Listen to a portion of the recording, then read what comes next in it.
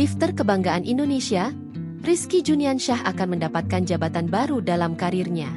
Rizky akan dilantik sebagai perwira TNI dengan pangkat Letnan II pada 27 November mendatang.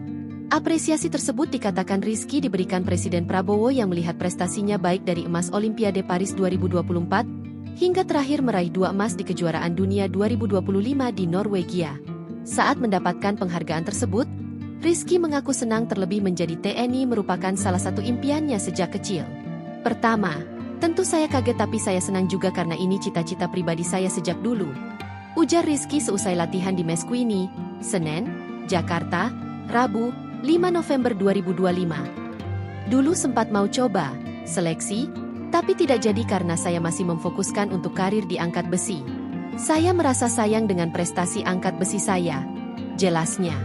Dengan status barunya sebagai perwira, Rizky Juniansyah memastikan ia tetap bisa menyeimbangkan tugas negara dan karirnya sebagai atlet angkat besi. Penempatan tugasnya di Pangkalan Korps Marinir yang mana di dalamnya juga ada Pelatnas Angkat Besi Indonesia, membuat dirinya lebih fleksibel. Penempatan di sini membuat saya fleksibel. Tapi saya tetap harus profesional, ujarnya.